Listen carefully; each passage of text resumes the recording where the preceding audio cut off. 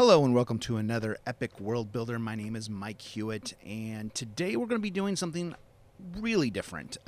This is just going to be an audio podcast, and we're not going to be an Epic World Builder or anything like that, but I do suggest go ahead and check epicworldbuilder.com out if you're looking to make a world, campaign. So it is basically a wiki page slash kind of like a maps program. So you can put a map in and link pages through pins on a map or through just wiki pages. You can also create maps, all kinds of things. But today we're not really going to be talking about that. We're actually going to be talking about crafting economies in your world, whether that is in a story that you are creating, such as like a book, or even D&D if you're creating a world. That how does economy help you? And bear with me, because I think this is going to be a lot of fun. I mean, it doesn't sound like a lot of fun, but I think it's there's a lot there, and you see it in all kinds of stories out there, from Star Wars to Star Trek to Firefly. All of those, the economies are very important to the story, whether you see it or not.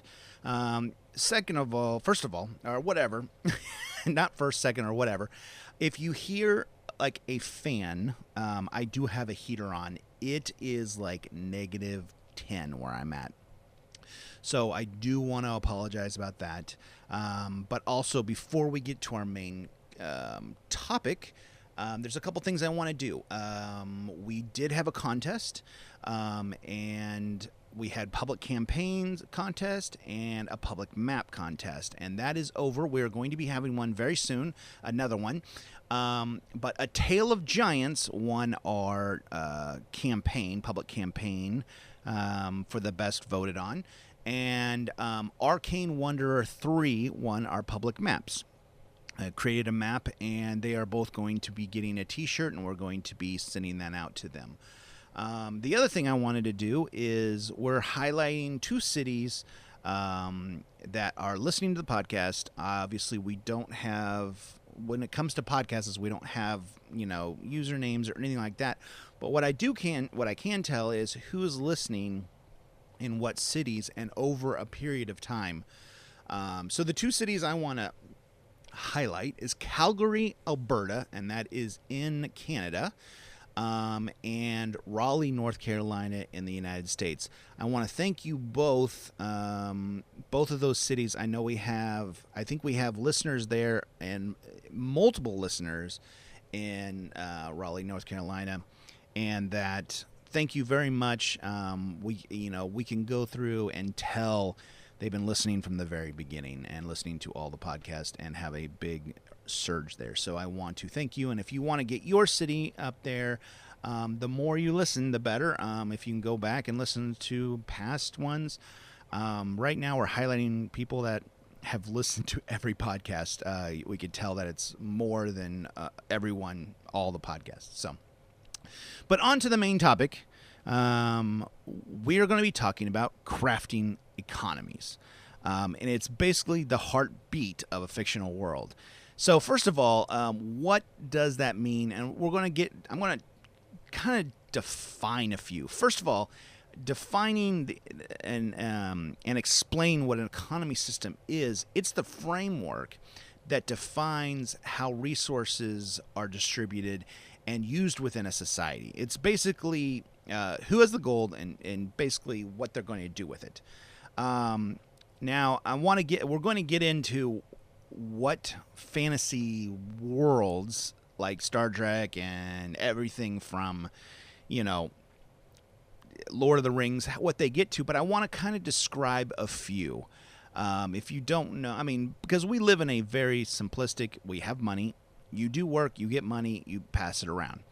And that is pretty much capitalism. And capitalism is trade and industry are controlled by private owners for profit.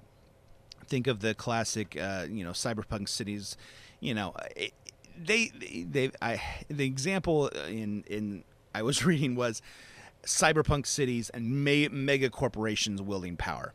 That sounds bad, but that is Amazon. That is Walmart. I mean, that's the kind of system we don't really think of about that, but it kind of is mega corporation wielding power. Socialism now, depending on who you talk to, socialism is bad or good. But we're not going to get political here. But we are going to get political. We're not going to get political in real life. We're going to get political in our fictional worlds. But socialism is a system that emphasizes equal distribution and resources, often controlled by a collective or a state. Think of those utopian societies in sci-fi. Then there's feudalism. Feudalism, often found in fantasy realms where the lords own the land and the peasants work it for an exchange, for protection and a place to live. I'm going to try and say this one. You know me in words. Syndicate. So it's syndicates. Syndicalism. It's basically syndicates. And ism. It's an economic system where industries are organized into syndicates or collectives, or the workers directly control the means of production. Decisions that are made through direct democracy within the syndicates. Then we have barter economy. We're not going to go. I mean, I'm just highlighting a few of these. Some of these I thought were very interesting. Some of the other ones I just kind of left off. But barter economy is a system of goods and services that are exchanged directly for other goods and services without using a medium like exchange for money. Basically how we did it a long time ago. This could be very much in a small village within your tabletop role-playing fantasy world. Where, you know what, I've seen this in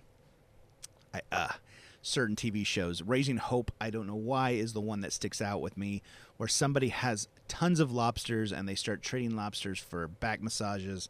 But, I mean, it's basically that. In an old-timey village, you might have corn and that's all you do, and you trade it with somebody else for meat or for services, and it's a barter economy.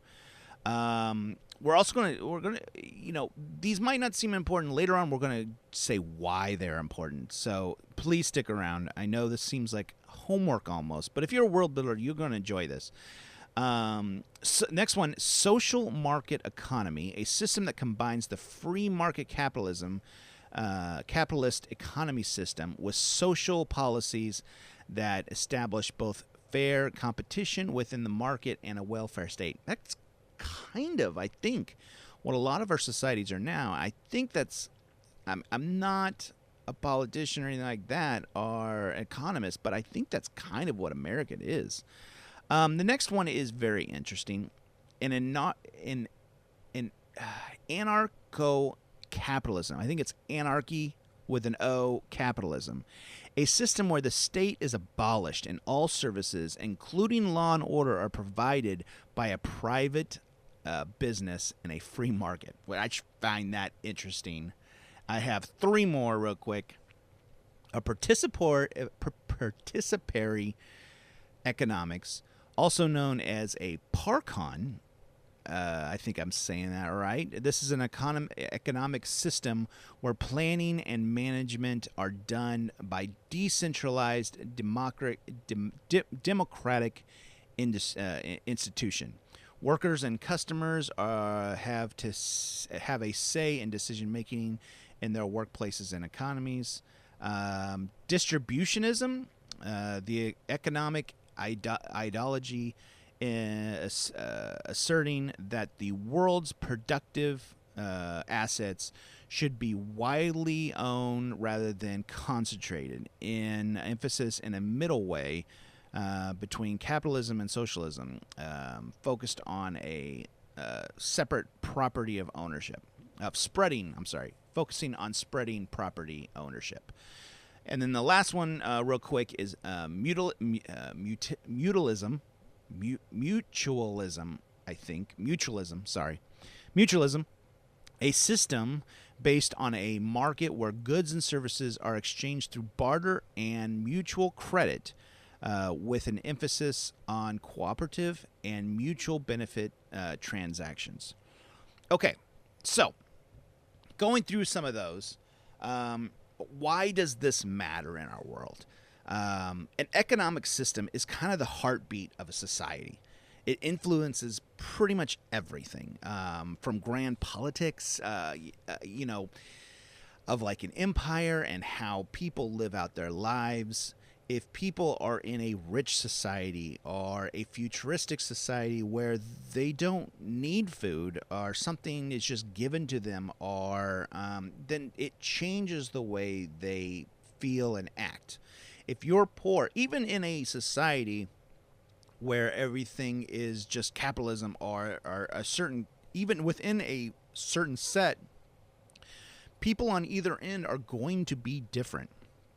And this is what makes your world feel alive and coherent. It's how people react to things. A kid begging for money on the street is going to be so much different than somebody who's rich and, the Joffreys of the world who are the kings and can say whatever they do, whatever they want. And this also is how people act in your world. So this is important. Think of it this way. If your story has a rich merchant, I wrote this down, a struggling artisan, or even a band of pirates, their lives are all shaped by the economy they are a part of. And this is not just about gold and goods, too. An economy can reflect the culture and the value of the world. Is wealth seen as like the ultimate power, or does that not matter? Or is sharing or community more, sharing and communal property more important? These answers, the answers to these questions are important to how you want to look at your world. I wanted to give some fictional world examples of stories we already know and what kind of system they're using. The first one on the list is the Hunger Games. We all know the Hunger Games. It was a book series by Susan Collins, and there was a movie series and everything like that. This is an example of state capitalism. The government controls essential industries and resources while maintaining elements of capitalism, particularly in the wealthier districts. And why? What is important? Why is this important to the story? It kind of highlights the vast inequality between these districts, and that state capitalism is, it's key to the story. Because if everyone was the same, you wouldn't have this district uprising against this district and everything else. So that inequality is extremely important, and to push the story forward. The next one I am a big fan of, the Federation in Star Trek. This society, the last one, it was the Capitol in Hunger Games.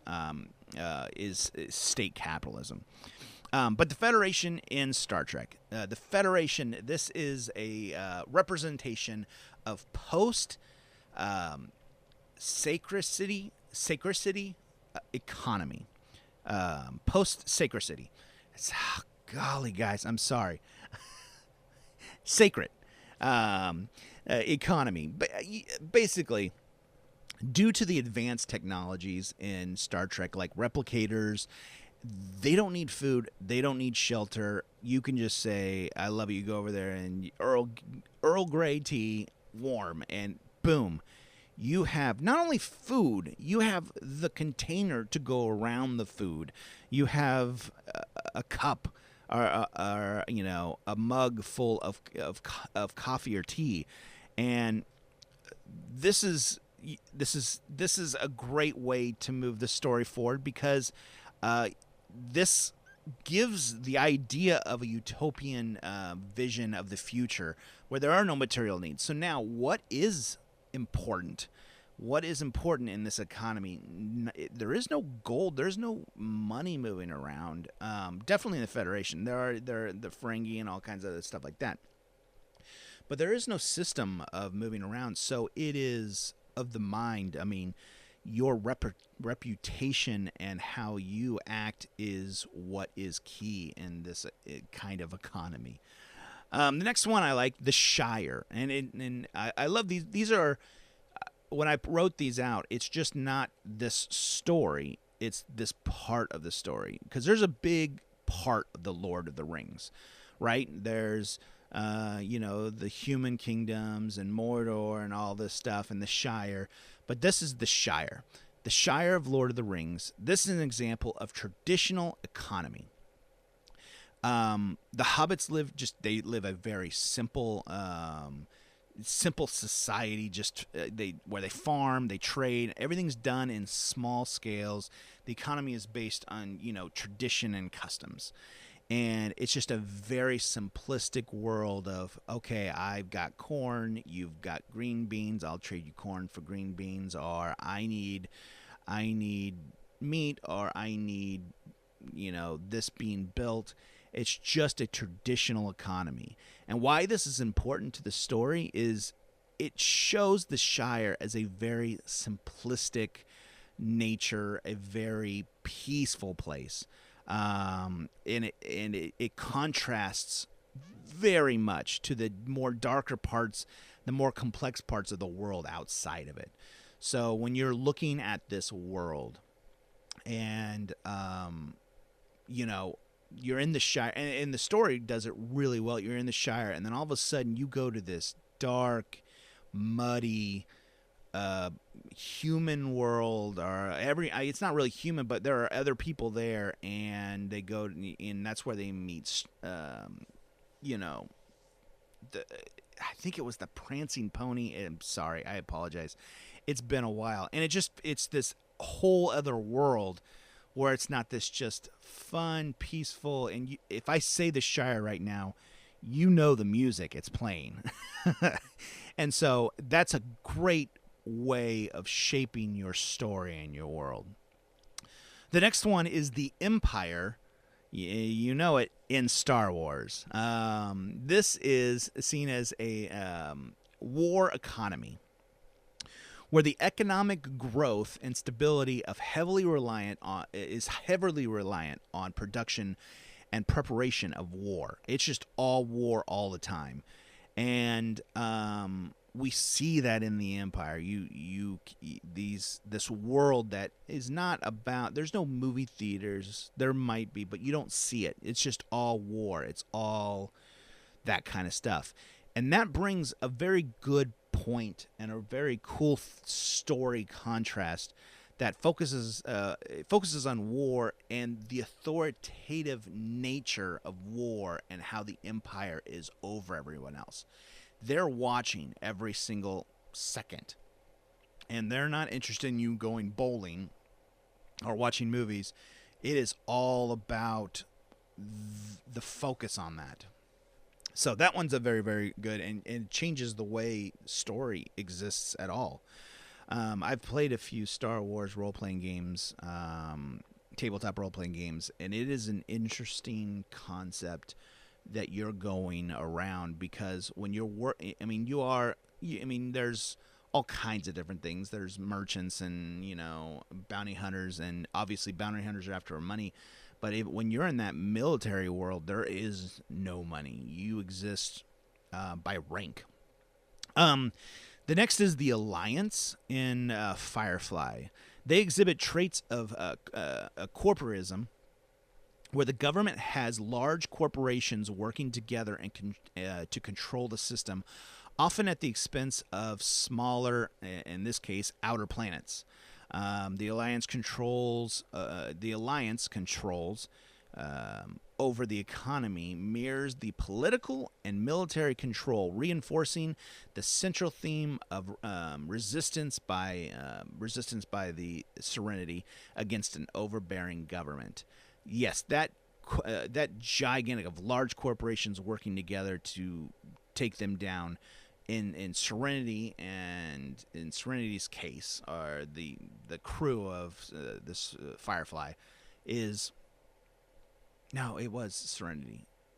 Oh, is the ship named Serenity or Firefly? Oh my gosh, no, the ship's named Firefly. I think. Golly day, I'm sorry. It's been 20 years. I feel like, but that there's that kind of fighting against this corporation idea. Last two, Westeros in Game of Thrones. This is by George R. R. Martin, are the HBO series. This is a classic example of feudal economies, where the land is owned by lords and peasants work the land in exchange for protection and a place to live. This is a good way to bring stuff into your story. It creates a setting of rife with like political intrigue, power struggles, and class conflict. Conflict. Sorry. Definitely, when you see that, that is definitely, when you watch Game of Thrones, that is exactly what it is. Last is Maze Runner. This exhibits an element of dystopian command economy, where the government controls all resources and distribution, and the population is largely at the mercy of their decisions. The government controls over all resources and population, and it basically is this theme of just they control everything. It's an oppressive system, and you have themes of survival, rebellion, and fights against the oppressive system. But those are some great ideas to look at. I mean, all of those, I don't know if I've ever really thought about it that way. When I went through and I watched these movies, I don't think about, ooh, there's an economy system here, you know? You don't think about that, but it's important to think about, because all of those is how all of the people, all the NPCs, all the characters, they all have ideas in their world. Captain Picard doesn't care about gold.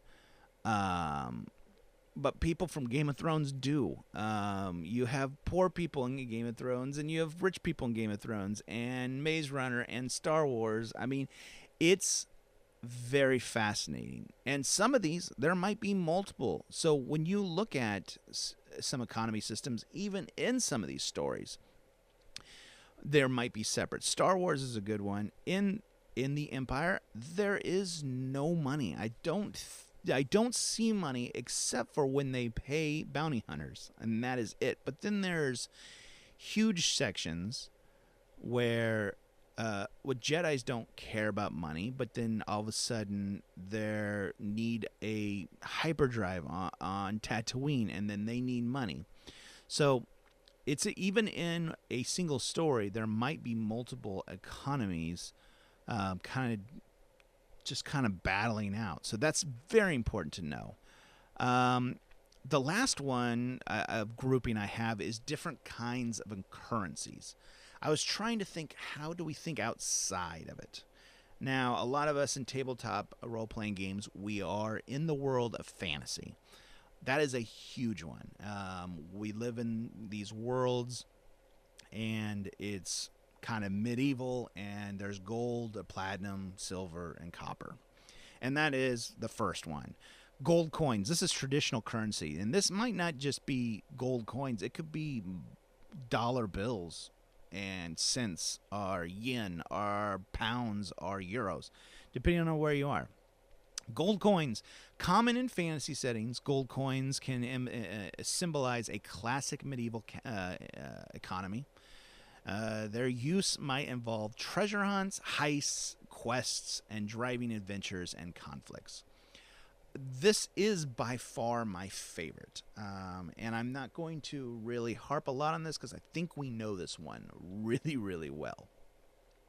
The next one I have played with, this is energy credits. This is for mostly futuristic currency. In a sci-fi setting, energy could be the primary resource, with credits representing units of energy. Lead to plots centered around energy scarcity, controls of power sources, and technological advancements. Not only energy, did I have something? Hold on. I mean, this could even be some kind of magical thing. Where there is, I mean, obviously in the future there's computers, and all the computers kind of link together, and they kind of show this all together, right? Think of an internet of here's where you are. But I mean, you could have a magical world where we've heard of magical weaves where all the magic is kind of together, and somehow maybe there's just a magical thing where it's kind of fingerprinted on people, and you can transfer credits from me to you magically, and then magically people just know. And maybe if it's magically known, there's no way to hide it, then that could be a very fascinating story where your players can't hide how much money they have. They can't hide it at all. And it's just out on the surface. So you can't kind of go around and fake it, and fake being poor, or, kind of, unless there's some super other magical that can do that. But that's something right there. Next on the list is magical gems. This is a mystical currency. In a world where magic is central, gems are that store magical energy could be used as currency. This could create, dynamics where magical abilities and economic powers are like entwined, affecting social hierarchies and conflict. I mean, people could steal, all kinds of stuff. It kind of is like gold and stuff, except for more. It's a hybrid between magic and like gold. The next thing is data points. I have cyberpunk security. Cyberpunk currency. In a digital and cyberpunk world, information is valuable. Okay, so this is more like information. Data points could be traded for goods and services, leading to stories about data theft, hacking, and control of information. This could one story I know, or one movie, I don't know if you've seen it. It's called In Time. I think it came out 10 years ago. It had Justin Timberlake in it, and everybody could live forever. And on their wrist, they all started out with 30 years. I don't remember the real story, but you come up with 30 years, and you get the first 18 for free. And as soon as you turn 18, it starts counting down. And everything was paid by that. So, and it was really a story based on the world we live in, and how poor people kind of lose out and rich people have a lot of money and stuff like that. It was kind of about our society. But I mean, the currency was their own time and life. And some people had 2,000, 3,000 years, and they just lived forever, where poor people were constantly working and getting nothing and trading in their own valuable life, honestly. And so that was an interesting one. I don't know if that's necessarily has to do with data points, but it made me think of that. Favor and reputation. This is social currency. In a setting where a social standing or favors owed are valued, plots could revolve around characters building and losing reputation, negatively navigating like social structures, and trading in favors and goods for services.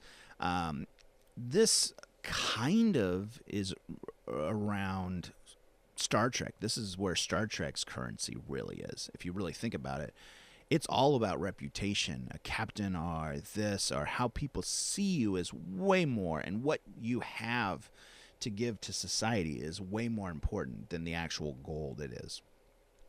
Resource tokens. This is a dystopian currency. In a post-apocalyptic world, essential resources like food, water, and fuel can be tokenized. I made a board game actually, that has to deal with this, where you're on a space station and slowly losing. And it just reminded me of that. This can do all kinds of things. It can lead to struggles for survival, where you're constantly having it controlling resource caches, and power dynamics, because people. Not only is it you're trading it in, but when you have resource tokens and you're trading resource tokens, this probably has closer to deal with in time with Justin Timberlake than the other one. But if you're trading in here's some water tokens, you're not in a great space. You're not going out to the movies or thinking about buying a new iPad. When you're doing with resource tokens, you're doing whatever you can to survive in that world. Then we have spices and herbs. I'm sorry, spice or herb. Unique natural resources. We all know this is taking inspiration from Dune. And it's in Dune, we all know that they use spices and herbs, and how this is how old structure. When people came to the New World, they were looking to trade spices from India. So this could lead to all kinds of things like interplanetary trade, where certain things have more than others, and it can explore all kinds of themes. These next two are very interesting. Soul shards. This is a dark fantasy currency. In a darker setting, currencies might be tied to life essence, like soul shards. This creates moral dilemmas, supernatural elements, and a market for life and death. Artifact pieces is the next one. In a world where ancient artifacts are powerful fragments of these artifacts could be used as currency. This encouraged exploration, archaeology, and conflict over unearthing, possessing these pieces. Those are different currencies. Let's see. I have a little bit more I'd love to go through. These are different storylines. And we probably have enough time to go through them. But I hope this all helped give you different of why it's important in a story. But I thought I would give a few storyline ideas before we go in.